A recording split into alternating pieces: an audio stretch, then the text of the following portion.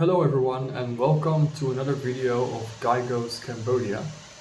Um, and although I shoot this introduction from Siem Reap, the main video will still be in Phnom Penh. And in this video I'm going to talk about um, where I think I should best be uh, looking for an apartment in Phnom Penh based on my experiences in my Airbnb. I'm going to talk a little bit about exchanging euros into Khmer Riel and how that went for me. I will talk a little bit about the climate in Phnom Penh and how I experience it. And finally, I will um, give my experiences on give my thoughts on the killing fields next to Phnom Penh.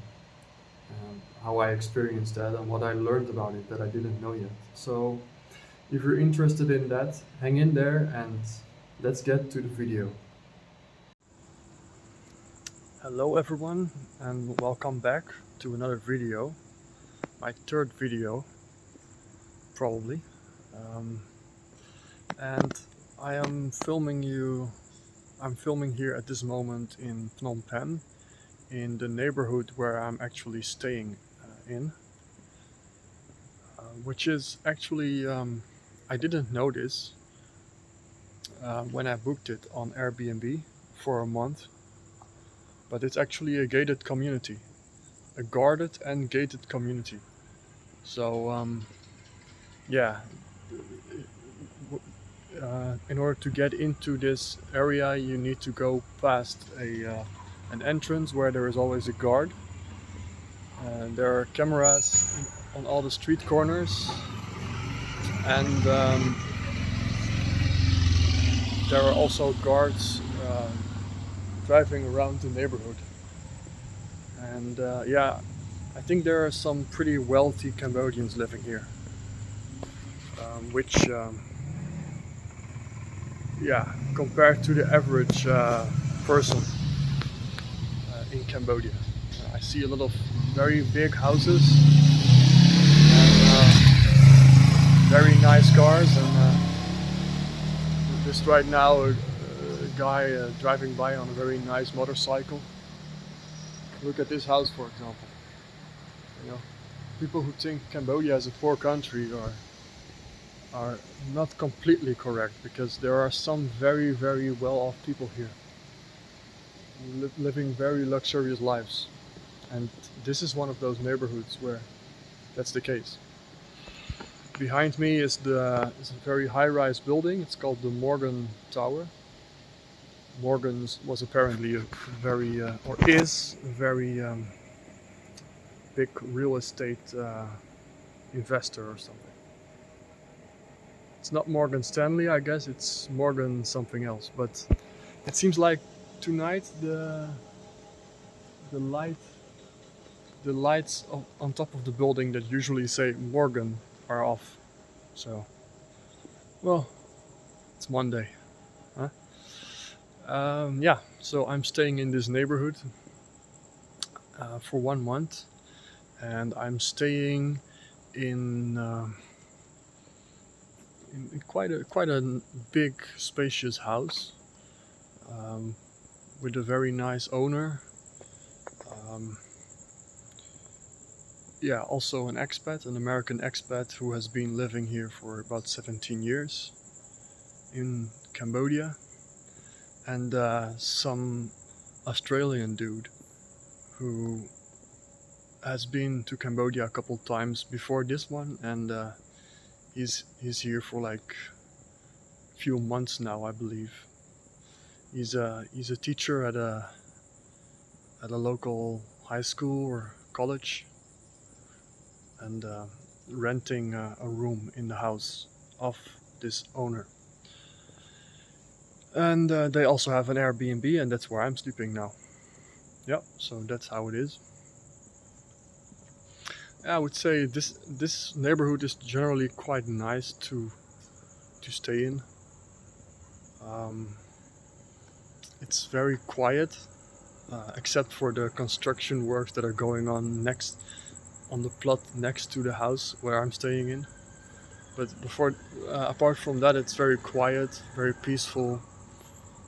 A lot of trees, not so much air pollution.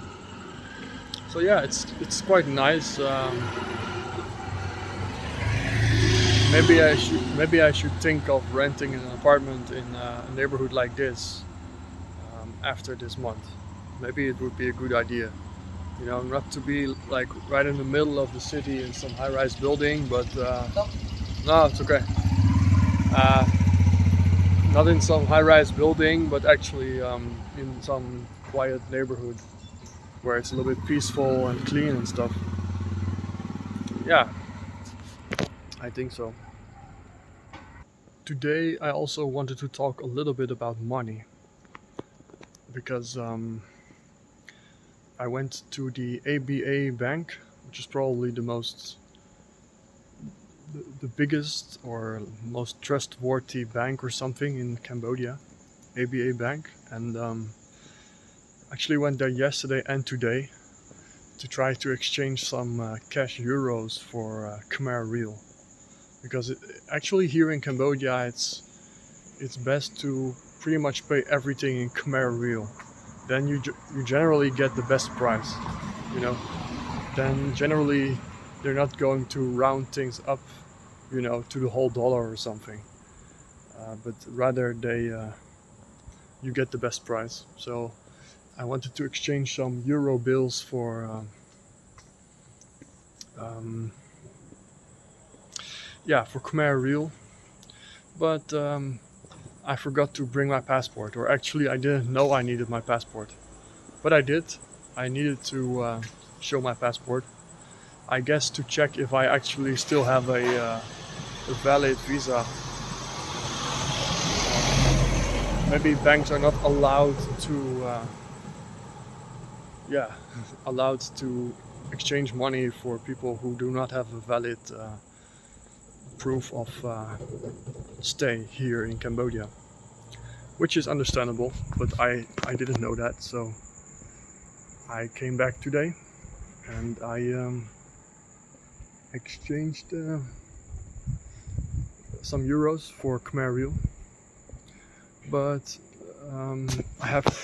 I have two 20 euro bills, and they were not able to exchange those. So I guess here in Cambodia, at least at ABA Bank, they cannot change any bills smaller than 50 euros. So keep that in mind if you're a European and coming to Cambodia. You can exchange, I think, 20 euro bills or less, but you have to go to another smaller bank and you'll probably get a less an exchange rate that is a little bit worse than they offer at ABA Bank. At ABA Bank, it was almost 4,300, almost 4,300 real to the euro. So that's the current exchange rate. Yeah. So, but I succeeded today and have my Khmer Riel now. Actually, while I was at the bank, a lady fainted at the counter. So, like, everybody was panicking, and she laid on the ground unconscious for a couple of seconds, and then all of a sudden she woke back up. Probably had a seizure. It's a little bit scary, but I guess, yeah, just life, huh? Sometimes these things happen. Oh yeah. So I want to close off this video now. It's getting a little bit long. So what are my plans for the coming days?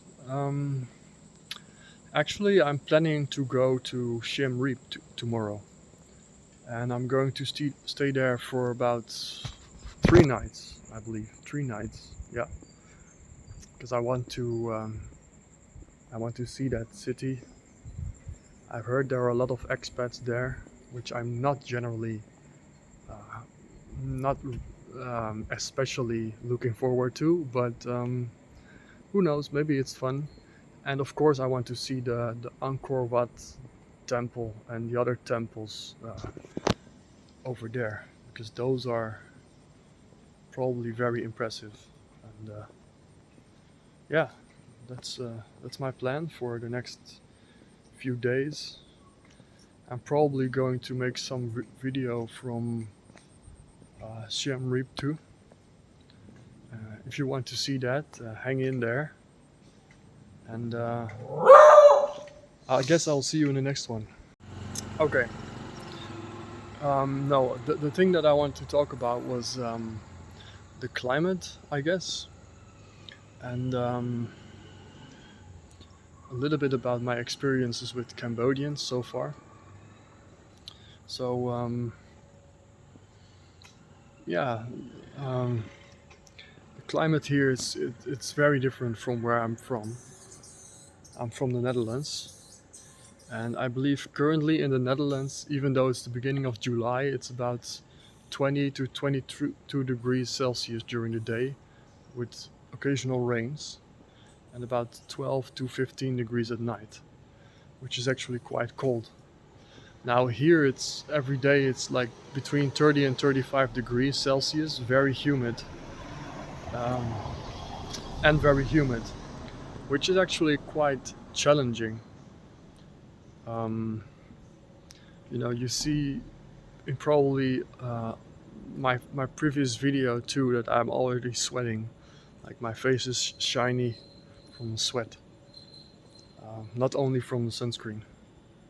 And yeah, so I'm sweating a lot today, every day, especially if I go out during the middle of the day in the sun.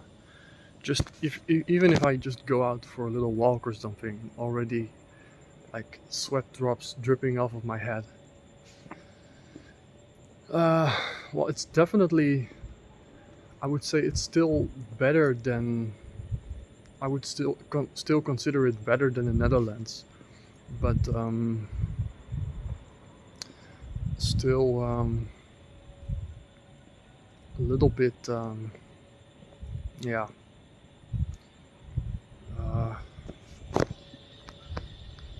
Yeah, it's really almost undoable to live in this kind of climate, I think, for me, except for like if you use a fan all day long and occasionally some air conditioning.